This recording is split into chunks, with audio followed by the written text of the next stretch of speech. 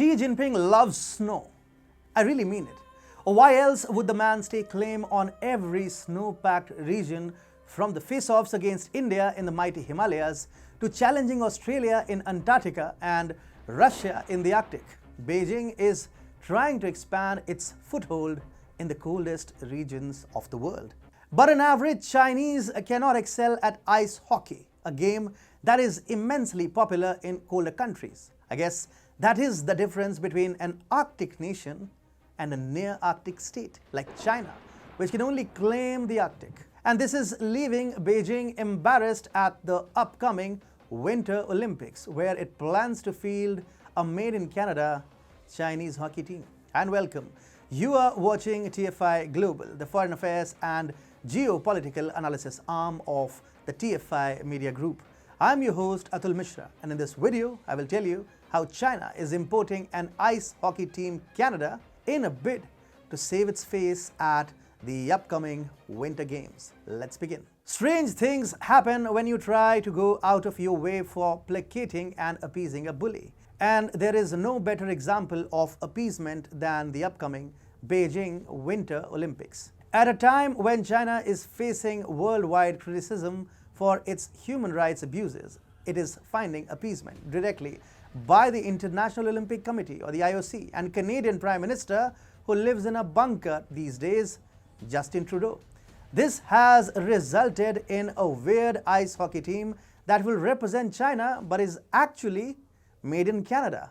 When Beijing was awarded the 2022 Winter Olympics, Chinese President Xi Jinping decided to flaunt it as a major propaganda victory.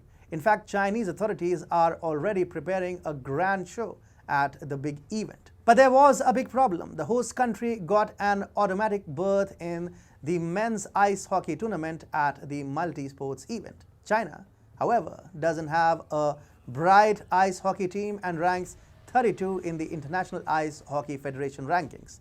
China was up for a major embarrassment with top ice hockey teams like the US, Canada, Finland, and Germany participating in the tournament. The sport isn't very popular in China either, and the country simply didn't have the time and the resources to raise a world-class ice hockey team. So the Chinese officials did what they do best: import talent. For importing foreign talent, preference was to be given to those having ethnic ties to China, and Asian options were supposed to be placed above other options. But the newly assembled squad with an element of racial segregation didn't really work for China.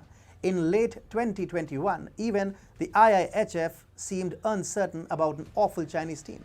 Luke Tardif, IIHF president, even said, "Watching a team being beaten 15-0 is not good for anyone, not for China or for ice hockey." Anyhow, China finally came up with a final team on January 27 this year. The composition: 11 Canadians, 9 Chinese, 3 Americans, and 1 Russian.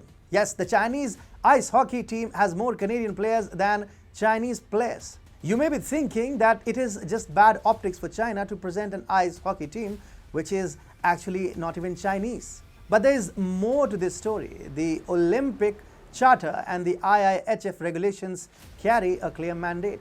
The athletes competing for a country at the Olympic Games must actually be the citizens of that country. Since China doesn't allow dual citizenship and naturalization, as a Chinese citizen is also extremely rare, it is quite improbable that the foreign players imported by Beijing have become Chinese nationals. One possibility is that foreign players had renounced their citizenship and got naturalized as Chinese citizens for legitimate reasons, or China devised some truncated form of citizenship for the foreign players.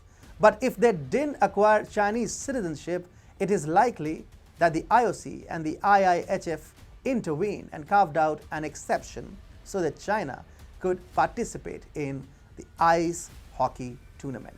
And it isn't just about ice hockey either. The case of Eileen Gu, a San Francisco-born skiing star, is just as befuddling.